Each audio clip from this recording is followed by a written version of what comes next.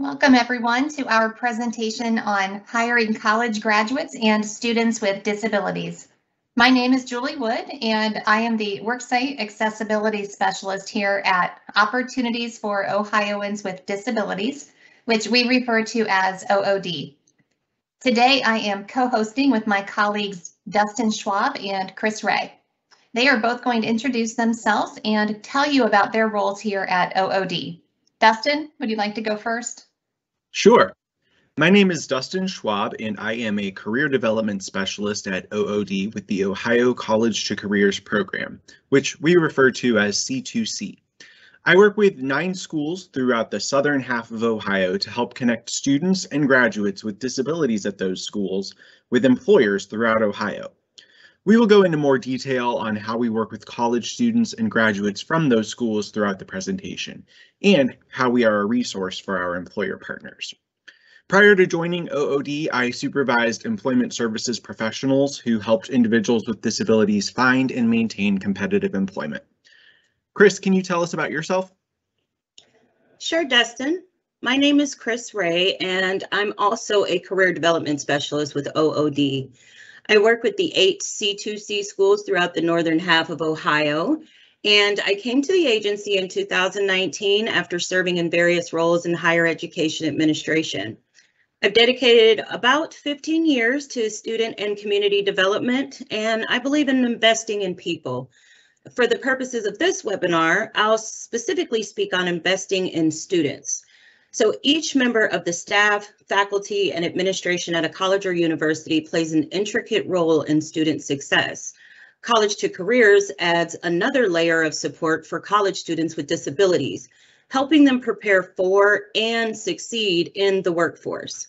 We also support our university partners through disability education and awareness, which we'll talk a little bit more about later in the presentation.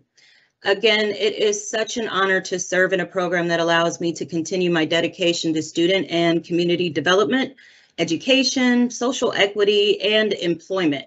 And as it says in our name, we truly take our students from college to careers. Thank you both. It's great to have you with us today to discuss our topic, which fits in perfectly with October being National Disability Employment Awareness Month, or NDEAM. Each year, NDEAM celebrates the contributions of individuals with disabilities in the workplace, and this year's theme is America's Recovery, Powered by Inclusion. As Ohio and the nation recover from the COVID-19 pandemic, this year's theme reflects the importance of ensuring that people with disabilities have full access to employment opportunities and community involvement. And so today our focus is on the benefits of hiring college graduates and students with disabilities for your entry-level professional jobs and internships. Now, for those of you who joined us in September for our webinar on digital accessibility and accommodations, we extended a voluntary challenge for you to tell us which step you were choosing to begin your digital accessibility journey.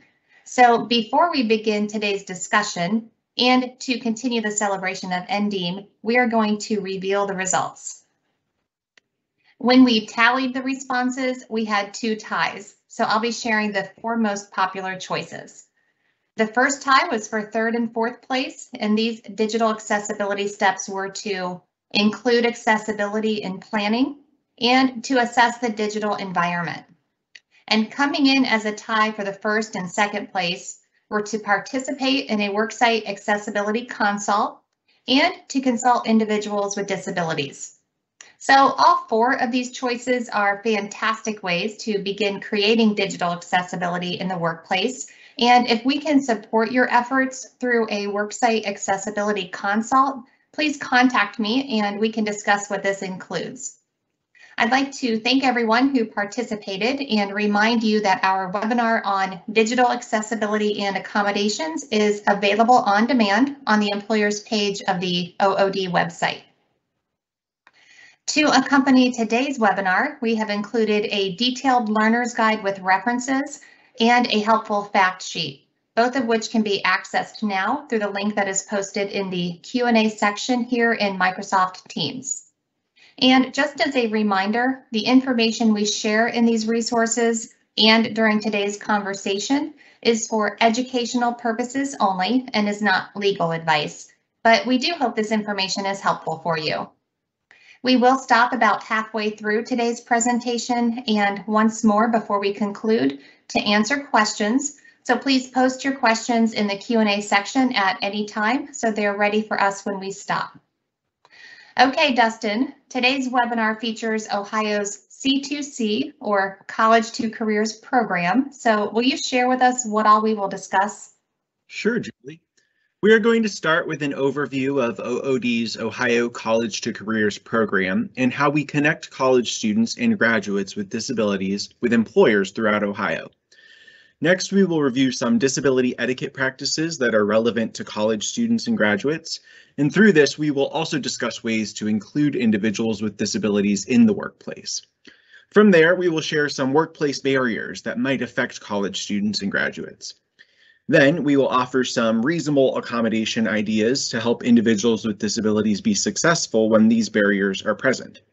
We will also discuss who is responsible for providing reasonable accommodations when students with disabilities are hired for internships. Throughout the presentation, we will be sharing the stories of some of our College to Careers students and graduates. The first student whose story we will be sharing is Jonathan, but I will let Jonathan introduce himself. You start by introducing yourself. Okay, my name is Jonathan Goebel. I am as of this moment, I'm currently a senior in majoring in computer science at Wright State University, and I am 34 years old, 34, and I'm autistic. And next we have Andrew. So Andrew, can you introduce yourself? Yes, hi, I am Andrew Sidlick. I'm currently an accessibility consultant with Otterbein University's Disability Services Department, and I graduated last year, 2020, from OSU with a PhD in English literature and a specialization in disability studies. And so that kind of is what led me to my current work. And I got interested in that field because I have a disability myself. I'm legally blind. So I was really coming to graduate school to explore that and got me just interested in not just learning about it, but wanting to work with people with disabilities, help people with disabilities through my work. Thank you, Dustin. I'm looking forward to hearing more about the career searches of Jonathan and Andrew. It also sounds like you and Chris will be presenting a lot of great information for employers. Chris, let's begin with an overview of the C2C program. This program was launched in the fall of 2019 and offers college students with disabilities support to complete their degrees or credentials and compete for in-demand jobs. How does it work? Well, Julie, College to Careers is a unique partnership between OOD and 17 colleges and universities throughout Ohio. In the Learner's Guide, there's a map that shows each C2C school. At each of these schools, we have a C2C career counselor housed in either Accessibility Services Office or the Career Services Office.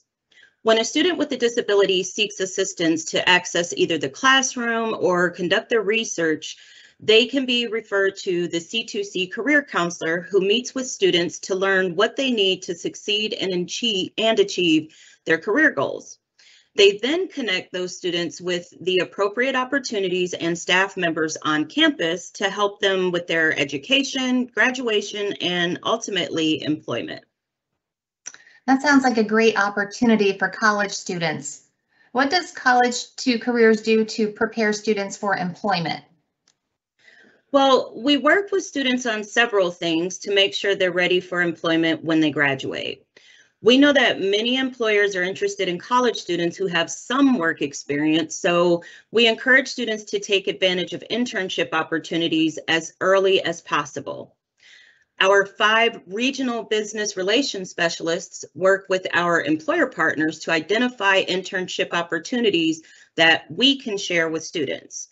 We maintain a database of these opportunities that is also regularly updated. We also help facilitate connections with career services offices. So we encourage students to work with the career services at their schools to make sure their resumes, LinkedIn profiles, and portfolios meet the standards that employers expect. We also help students practice for interviews, and so that way they are prepared in advance to apply for openings. Here, Jonathan shares some of the work that he did with College to Careers. My college career specialist, Maggie, was working with me closely, helping me with building my resume, basically teaching me how to look for a job. Mm-hmm. That's at the time that was not something I'd ever done on my own.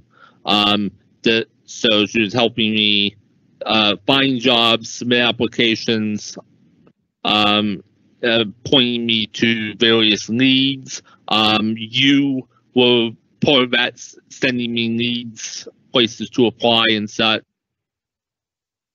What great services. Chris, you and Dustin are the careers part of College to Careers. Can you tell us more about your roles as career development specialists? Sure. So like Jonathan mentioned, the C2C counselor helps the student get what they need to navigate college and prepare for a career.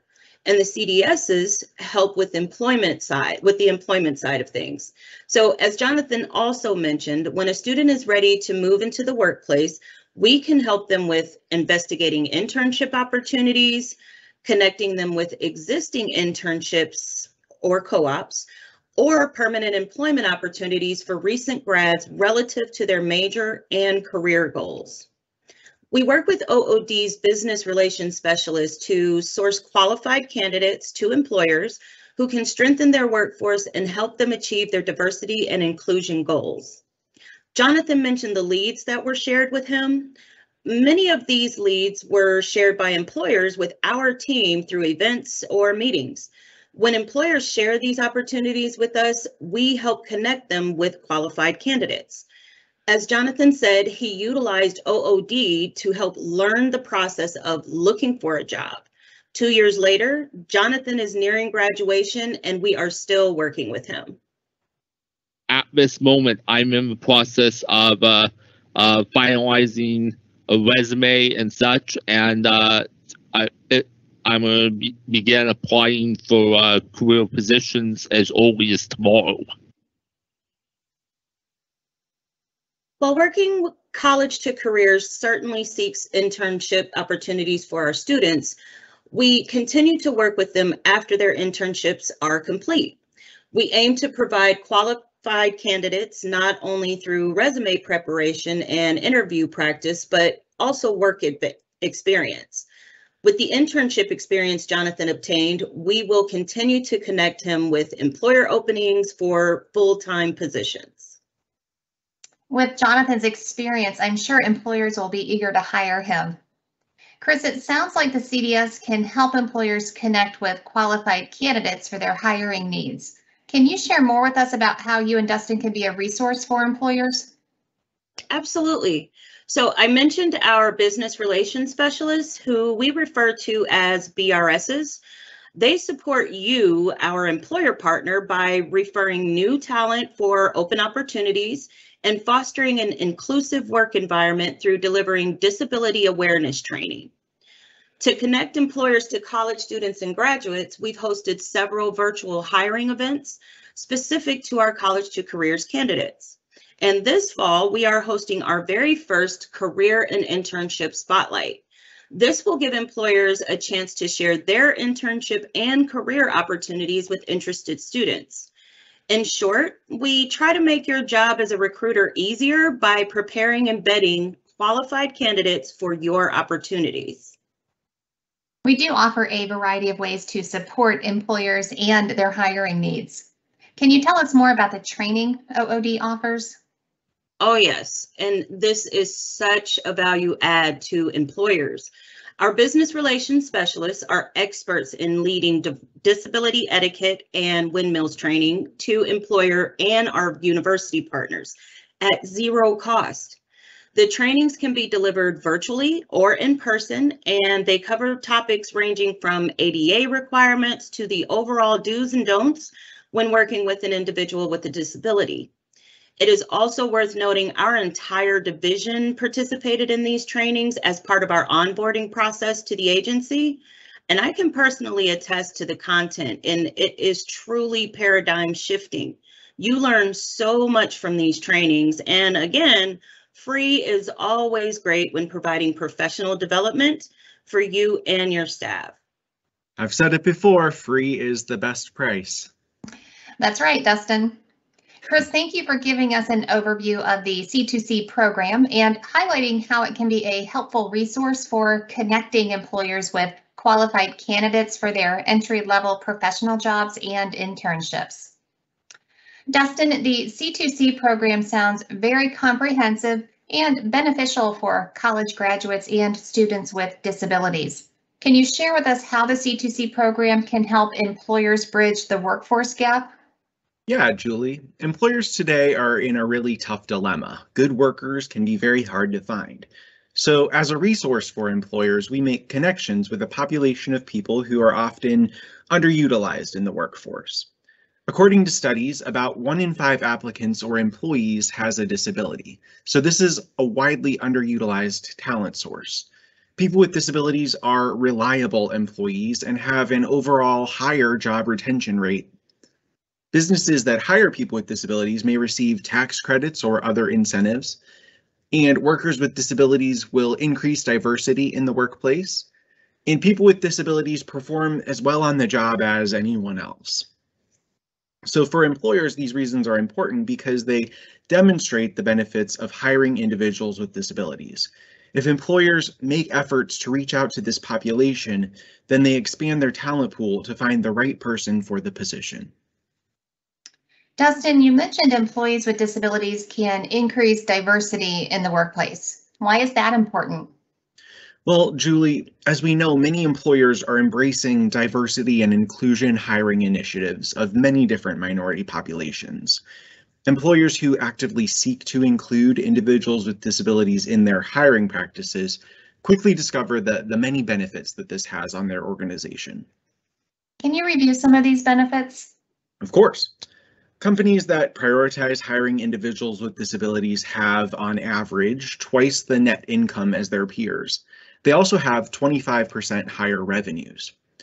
Another benefit is that employers who hire diverse workforces inclusive of individuals with disabilities often experience lower turnover rates.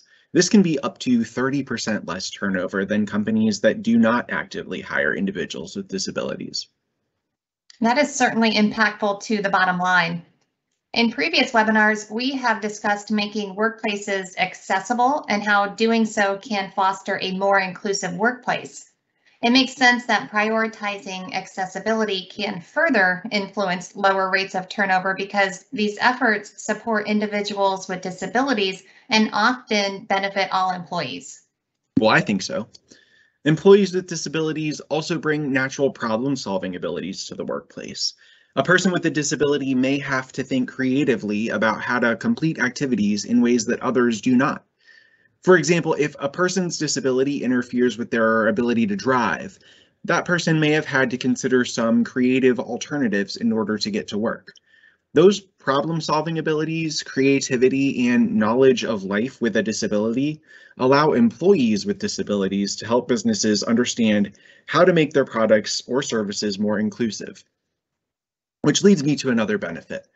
People with disabilities make up the third largest market segment in the United States, and people with disabilities are the largest minority group in the country. By having employees with disabilities as part of your workforce, utilizing their creative problem-solving abilities and their understanding of making products and services more accessible, businesses are better able to acquire and retain customers with disabilities. On top of that, people with disabilities are often more loyal customers to companies that they trust. So investing in building the trust of people with disabilities results in loyal customers. Dustin, how can employers attract qualified students and graduates with disabilities for their professional jobs? Well, Julie, many employers have college recruiter staff work with career services offices at college campuses. They may attend career fairs or host events at the campuses. Many of them host several career fairs each semester. At some schools, employers even host resume workshops, so students can have an employer look over their resumes and recommend edits that would make them more likely to receive an interview in that employer's field. For the employer, this is a way to share their opportunities with more students on an individual basis. They might also post jobs on Handshake, which, for those who are unfamiliar, is a website for college students and recent graduates to search for available positions. Both Jonathan and Andrew shared with me the services that they utilized.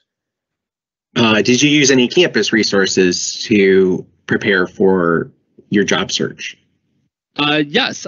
So Wright State has an awesome career services department. I work closely with Cheryl Kent, who's the career services specialist for the College of Engineering and Computer Science here. She helped me with preparing my resume, interview tips, and so on. And I pretty much bounce back and forth between you, Maggie, and Cheryl, and getting everything tweaked and squared away.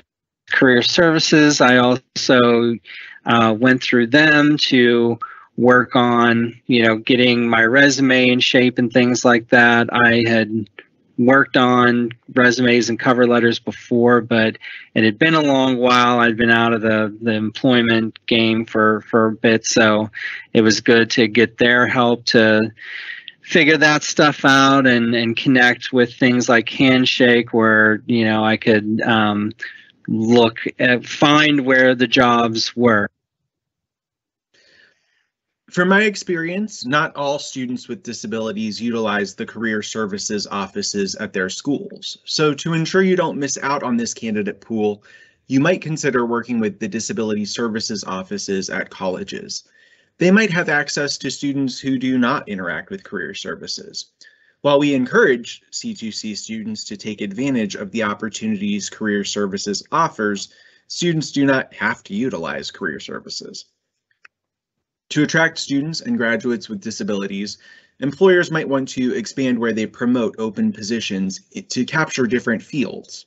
According to the Bureau of Labor Statistics, some of the most common career fields for individuals with disabilities are communications, computers, healthcare, and human service careers.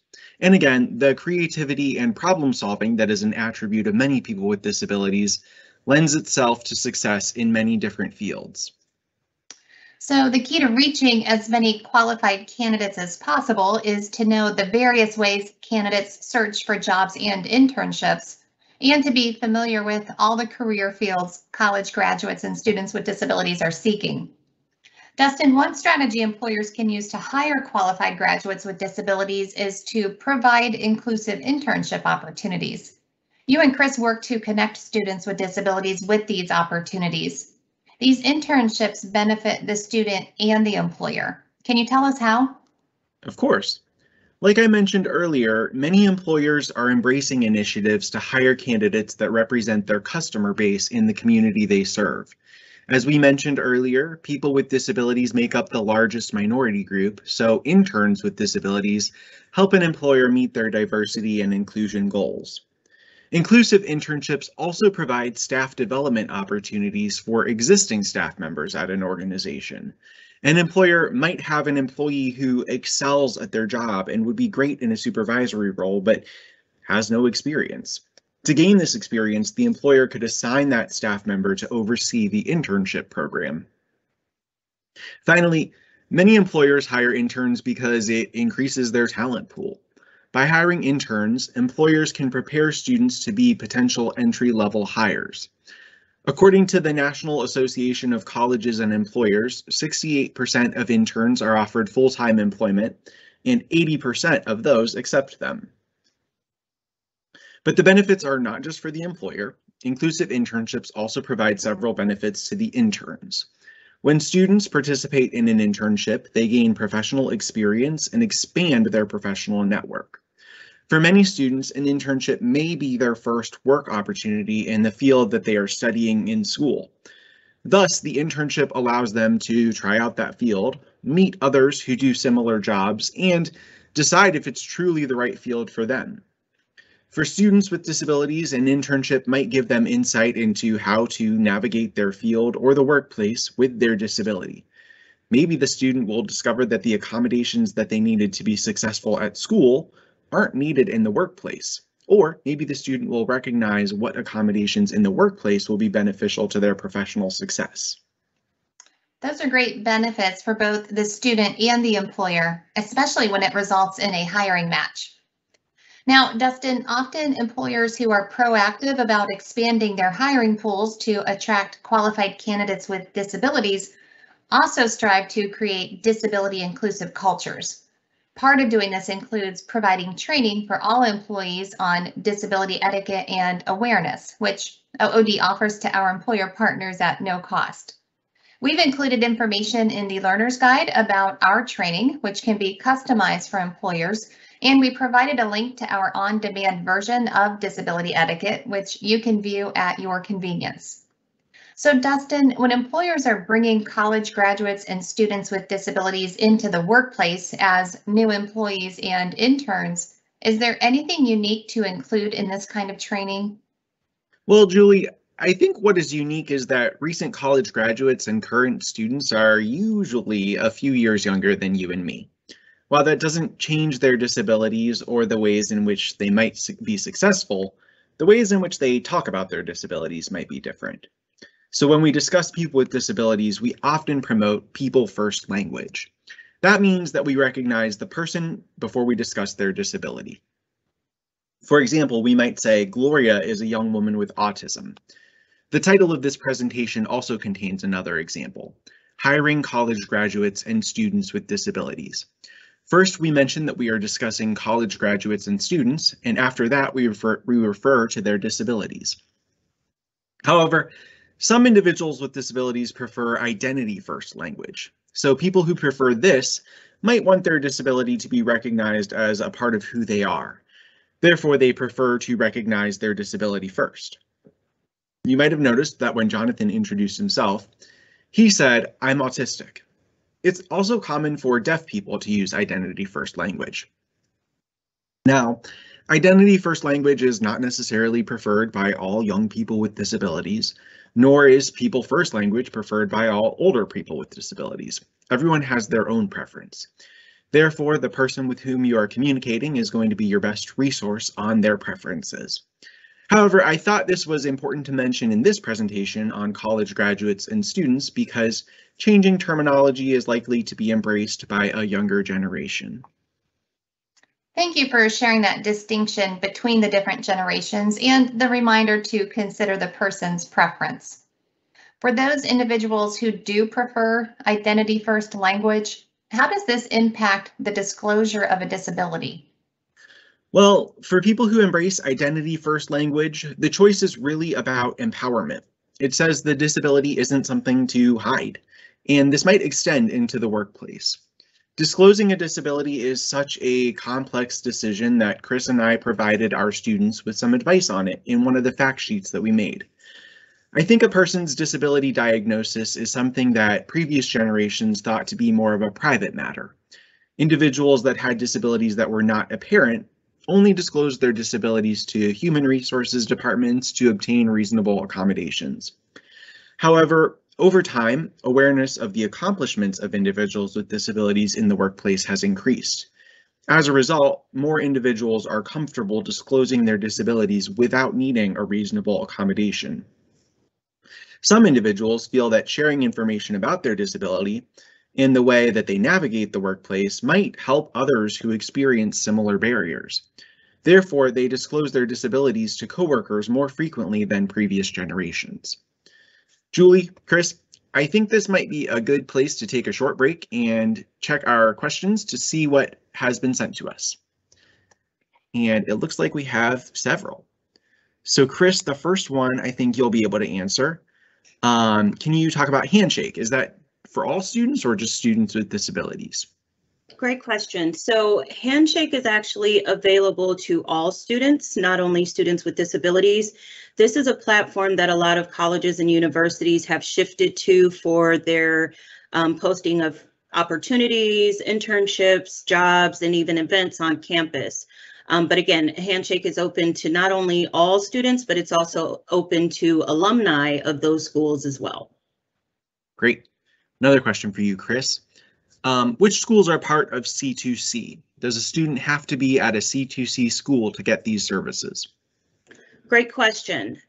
So our schools right now, we actually added 2 this year.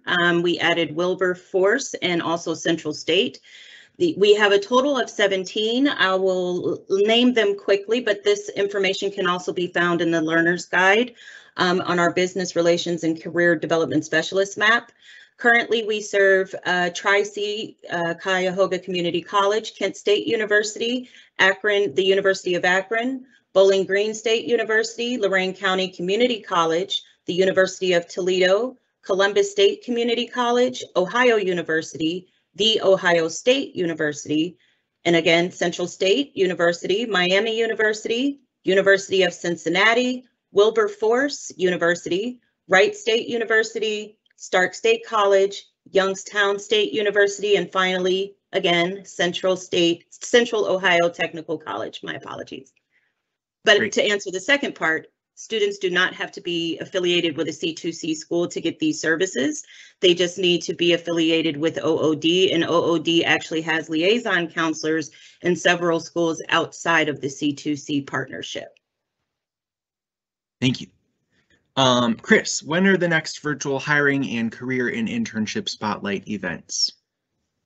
Great question. So actually we are in the month of October, which is Nadim, and we are having several virtual hiring events. Our next one is actually tomorrow for the East Central region of Ohio. Very excited to be a part of that event. You can find all of our events on our website. And again, we have virtual hiring events throughout the month of October for Nadim, which is National Disability Employment Awareness Month, but we also have virtual hiring events throughout the year. Our first ever career internship in Spotlight. We are very excited to host that on November 9th. So that'll be coming up soon, and we will definitely keep everyone posted as we continue that event, that career and internship spotlight. This will be our first, so as we plan the other events, future events, we'll be sure to publish that information. Great, thank you. Yeah. And Julie, one question for you. Is this being recorded so that it can be accessed by others at our organization, even if the SHRM credit is not available? Yes, we record all of our monthly webinars, and then we archive those in the on-demand webinar section of our OOD website on the employers page. So yes, you'll be able to access this on demand at your convenience. Just give us a few days to get it there. Great. Thank you, Julie and Chris, for answering those questions, and thank you all for those great questions. We'll be taking one more break before we finish today, so feel free if you have questions as we go along to put those in the chat box, and we will answer them at the end of our presentation. So Julie, when we discuss reasonable accommodations for the workplace, we usually discuss them in the context of permanent positions. Employers are required to provide reasonable accommodations for such positions unless doing so would cause an undue hardship. So since we're now talking about internships that are temporary positions, does that change the employer's responsibility for providing a reasonable accommodation? It depends, Dustin. I like to describe this as a shared responsibility because at times it will be the employer's responsibility to provide the accommodation, but at other times it may be the responsibility of the academic program the intern is from. We included 2 resources in the Learner's Guide to help employers determine when the responsibility falls their way. The first is informal guidance from the EEOC, which is the Equal Employment Opportunity Commission, which says the responsibility is likely the employer's when the intern receives significant compensation in some form. The second is from PEPNet 2, which is partly funded by the U.S. Department of Education. PEPNet says the employer may be responsible to provide the accommodation when the internship opportunity is offered by the employer or when the intern is considered an employee. So sometimes students might need accommodations to complete their coursework, and I know that students receive college credit for some of their internships. Is the school ever able to help with accommodations in the case of an internship? Yes, the information from PEPNet says if the internship is considered part of an academic program, the educational institute may be the responsible party for providing the accommodation. And just as a reminder, a reasonable accommodation is a change in the way things are usually done to enable an individual with a disability to participate in the hiring process or in the workplace. And we will share some examples later. I guess if I'm an employer, I might assume the cost of providing an accommodation for an internship would cause an undue hardship, since the internship has a definite end date. How much should an employer be prepared to pay for a reasonable accommodation? Dustin, first, it's helpful to know that often individuals with disabilities do not need reasonable accommodations to do the job. However, when one is needed, a survey from JAN, which is the Job Accommodation Network, found that 56% of accommodations were free, and of those that did have a one-time cost, the typical cost was $500. So based on this survey, accommodations are often reasonable. That is great news. Now, traditionally, employers engage with employees through the interactive process to determine mutually agreeable, reasonable accommodations. This is where an employer might determine if an accommodation results in an undue hardship. So, Julie, how do employers determine if an accommodation is reasonable or if it causes an undue hardship? Dustin, it's important to be aware that determining whether an accommodation causes an undue hardship must be based on criteria provided by the EEOC and not based on assumptions or opinions.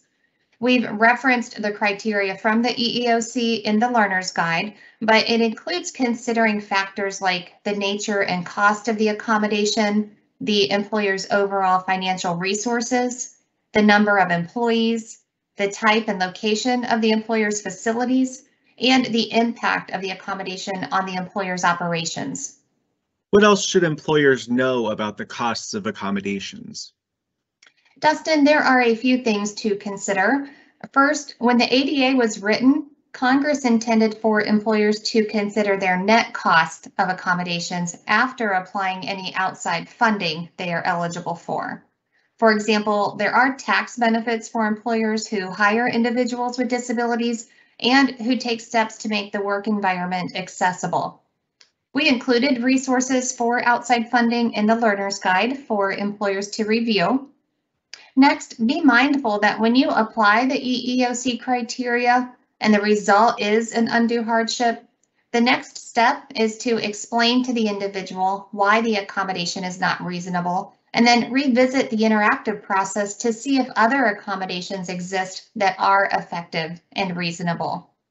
Ultimately, if all available accommodations result in an undue hardship, the employer should offer the individual the option to pay the portion that is considered an undue hardship if the individual wishes to.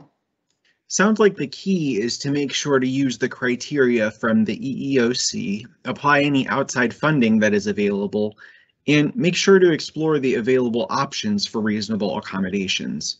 So, Julie, college students and graduates with disabilities might experience barriers in the workplace. Can we review what some of these might be? Sure. Because this webinar is focused on college graduates and students with disabilities pursuing entry-level professional jobs, I am going to highlight some potential barriers in that setting. So one barrier could be that the work environment is not accessible. For example, an employee who is deaf may not be aware that coworkers are approaching her workstation to talk with her because she is sitting with her back to the entrance. So the barrier is how the workstation is arranged. Another barrier could be a digital environment that is not accessible for assistive technology like screen reading software. An individual who is blind may use a screen reader to perform work tasks like reviewing emails or creating Word documents. So this inaccessibility is a barrier to performing the job. Barriers can exist with work schedules and breaks too.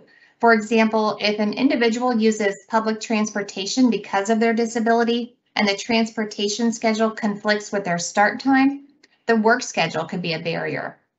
Or if an individual is required to take breaks at certain times that conflict with when they need to take medicine to manage a medical condition, this lack of flexibility can pose a barrier. And one final barrier I'll share is with policies. Employers may have a no animal policy, which prevents an individual who uses a service animal to bring the animal into the workplace. So the policy is the barrier.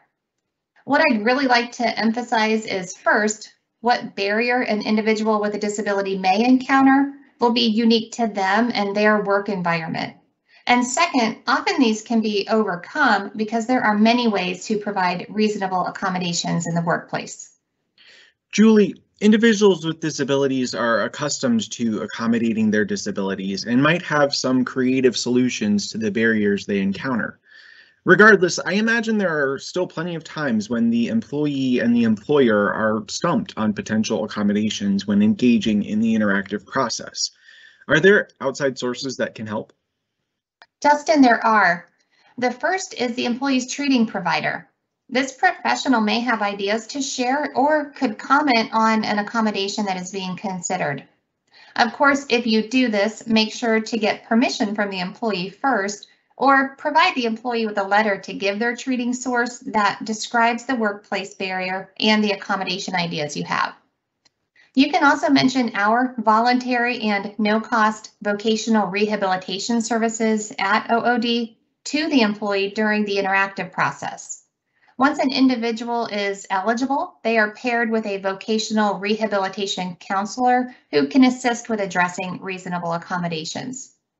If the employee is interested, they can apply for services through our website or over the phone, and we included this information in the learner's guide.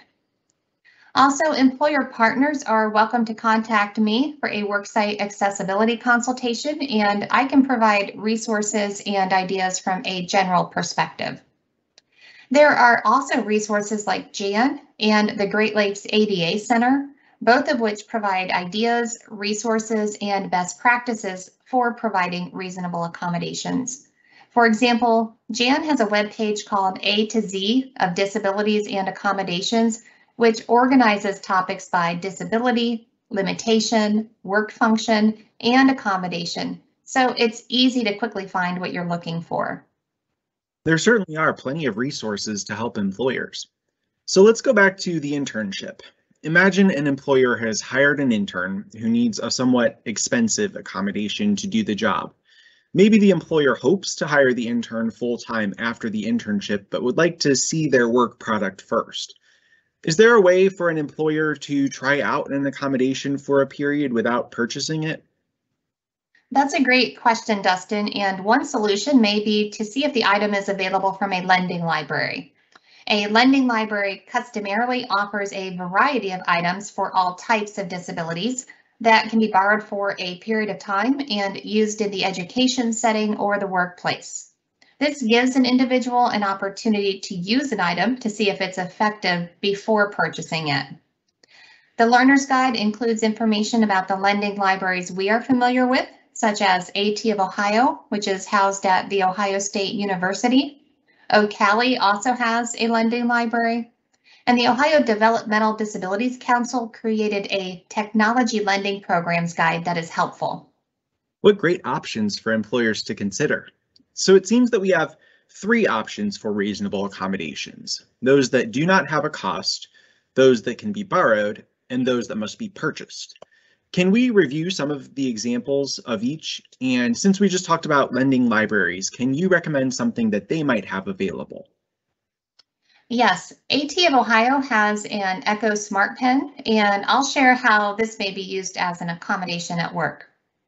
In this example, a college student with attention deficit disorder has been hired as an intern to work in the Human Resources office. One of her job's essential functions is to take notes during weekly team meetings to distribute to the team. She informs her employer she has a limitation related to her disability that makes it difficult to concentrate on what is being said and write down everything communicated in the meeting. The intern requests to use the Echo Smart Pen, which can be used to take notes, but it also records what it hears in the environment. So the intern does not have to write down everything being said.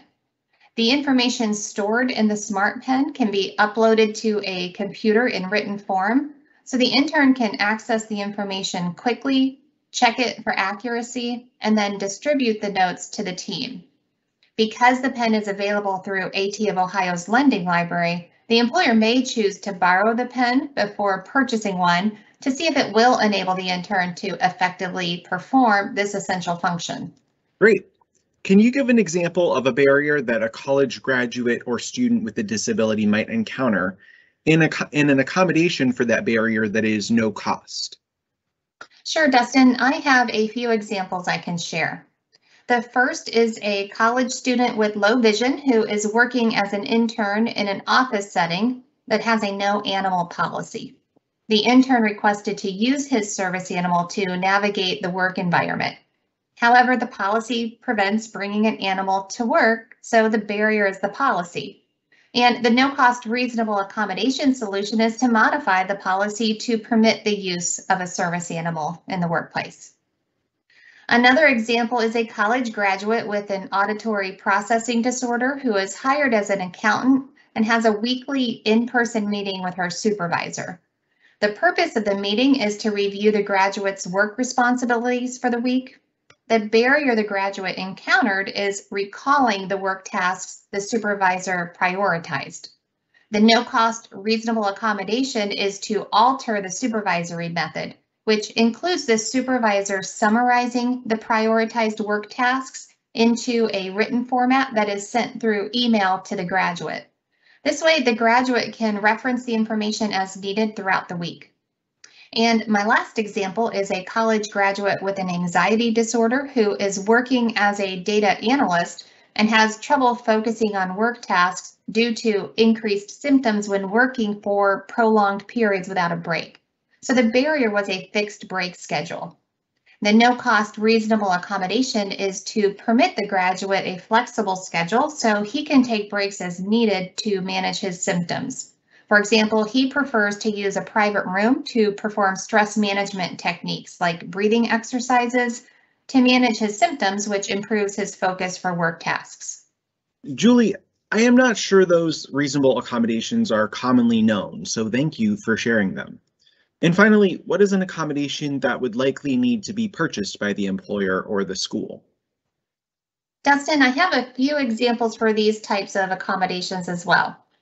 The first one is a college student with autism working as an intern in an engineering department who reported a limitation with focusing on work tasks because her workstation was located in a noisy, high traffic area. So as a reasonable accommodation, she was provided noise-canceling earbuds to reduce this distraction, which enabled her to concentrate on her work. Another example is a college graduate with chronic migraines working as a paralegal. The work environment included overhead fluorescent lighting, which triggered his headaches. So as a reasonable accommodation, the overhead lights in the common areas were covered by a filter. The ones directly over the workstation were turned off, and task lighting was provided where needed at the workstation. And a final example is a college graduate with a physical disability that limits dexterity, who is working as a budget analyst. The graduate's work includes inputting information into documents on the computer using a standard mouse. Because of her limitations, she was not able to use the standard mouse to do her job. So as a reasonable accommodation, she was provided a trackball style mouse, which enabled her to input information effectively. Thank you, Julie. Those are great ideas for employers to consider. We discussed earlier how some individuals are more comfortable to disclose their disability and request accommodations than others. And because some individuals may have used accommodations throughout college, they may already know what they need. However, the workplace can also be a new environment for a recent graduate, and they may not feel comfortable requesting an accommodation, or they may not know what they need in the work setting. What can employers do to encourage students and graduates to request an accommodation and help determine an effective solution? Dustin, that's a great question. As far as what employers can do to encourage the students who are working with them as interns or the new graduates they've hired for their entry-level positions to feel comfortable to request accommodations is the same thing we recommend employers do for all employees. This includes making sure to include a reasonable accommodation statement in a variety of key locations in the hiring and onboarding environments, so an individual who encounters a barrier knows how to make a request. This helps to foster a disability inclusive culture by sending the message that you care about what applicants and employees need in the workplace. We also encourage employers to educate new employees during onboarding about their right to reasonable accommodations if they have a disability and experience a barrier in the workplace. Of course, it's great to repeat this training on a regular basis for all employees. When an intern or a new graduate with a disability requests an accommodation, they may not know what they need because the work environment is a new environment to them. Because of this, the employer's role during the interactive process may be different with a recent graduate than with an employee experienced in engaging in the accommodation process. Dustin, I know you and Chris have developed a career development toolkit, which is geared towards students and graduates, but maybe a great resource for employers to help create work environments that are inclusive of interns and graduates with disabilities. What does the toolkit include? Thank you, Julie. The Career Development Toolkit is a quick reference guide for students and graduates with disabilities. It includes topics such as creating a resume, searching for jobs, and even how to accept a job. Some topics that employers might find valuable are accommodations and disability disclosure and self-advocacy.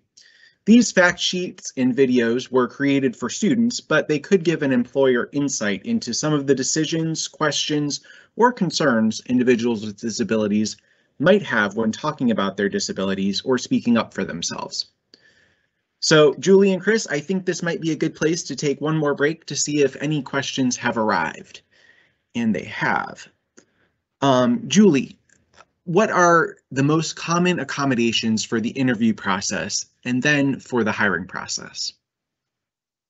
I don't know what the most common ones are because what a person needs is going to be unique to them and the aspect of the hiring process or the work environment that's posing a barrier, but I can give examples of some accommodations for interviewing. So it could be that sign language interpretation is needed, could be that additional time is needed to be able to process and answer questions, could be that a service animal is permitted to be accompanying the applicant or possibly a job coach. And of course, taking a look at your digital accessibility if you're now hiring through a virtual platform to see if it can support maybe having the sign language interpreter present or offering live captioning through a trained CART stenographer. So those are just some quick ideas of examples. Yeah, and the digital accessibility examples you can find more of in our previous webinar that's posted on our website. So Julie, I think this one will go to you, but Chris, you feel free to jump in. When trying to identify an individual's preference, do you ask up front like you would with pronouns? So would you ask them, do you prefer people first language or identity first language? How would you have that conversation? So, when we discuss the difference between people first and identity first language, it's possibly more when we're talking in a group setting. When you're talking one-on-one with an individual, you're likely just referencing the person's name and having a conversation like you have with all applicants and all employees. And so it's when there might be more of a larger gathering or a larger presentation, maybe you're putting together a presentation with a person, that might be a good opportunity to address this, but those more individualized conversations we just have like we have with all individuals. Great. As an employer, Chris, this will be for you. As an employer, who do we contact if we want to participate in the career, internship, and spotlight events? Great question. So we mentioned our business relations specialists throughout the presentation. They are also listed in the learner's guide along with their specific region of Ohio, so the area in which they manage their employer partners. but also their contact information is listed there. We also have an employer page on our website. So if you go to www.ood.ohio.gov, there is an entire employer page. It says information for employers on the top toolbar. And so if employers click there, they can also find a host of information on who to contact, how to get involved, and as well as some of these resources that we have for employers are on that page as well. Cool. Julie, does the worksite accessibility consult have to be for a specific job, or can it be an overall consult? It can be both. What's important to know about a consult is that this is geared towards the employer in understanding the barriers that are present in the work environment, what ideas there are for reasonable accommodations or changes to make the environment accessible for everyone. So it's from more of a general perspective as opposed to an individualized assessment that might occur one-on-one with an actual employee with a disability trying to figure out that specific solution. So it can be for the entire work environment or a specific job, but it's from more of a general perspective from the employer's perspective. And there's one more that I'm going to try to go through quickly. Julie, if we hire an intern after they graduate and the school provided their reasonable accommodation for the internship, can they bring it with them to their job, or will it need to be returned to the school? And that's a fantastic question. And the answer, as with most questions about reasonable accommodations, is that this will be figured out on a case-by-case basis. So there may be times when that accommodation needs to stay with the school to be provided when needed for another student with a disability, or it might become something that's the property of the individuals and to use in all aspects of their daily activities. So I think what's most important as the employer is to foster that inclusive environment where an individual feels comfortable to ask for what they need. And when that accommodation does stay with the school, that you engage in that interactive process to define or determine what's the effective solution in the workplace. And remember, there's a variety of ways to provide accommodation. So you can explore additional ideas that possibly work better than what they were using initially. Great. Thank you, Julie and Chris, and thank you all for your great questions. It was great to have so many today. Okay, Dustin and Chris, I know you both have final thoughts you'd like to share before we conclude. Thank you, Julie. Overall, I think we would like to emphasize that college students and graduates with disabilities offer a wealth of skills and abilities to employers in many different fields of study. We've shared some ways in which employers can diversify their workforces and engage students to utilize these skills and abilities. Some of these strategies include developing relationships with career services, disability services, and other offices on campus that are appropriate for the careers that employers have. Another strategy is to develop inclusive internships that have the intention of hiring people with disabilities. Chris, do you have any other final thoughts? Yeah, thanks, Dustin. So beyond that, employers can connect with our business relations team. Again, they work closely with the College to Careers career development specialists, Dustin and I, to spread information about internships and positions available at the employers with which they work. We appreciate the ability to share every opportunity available with our students. And further, we appreciate all of you for joining us today.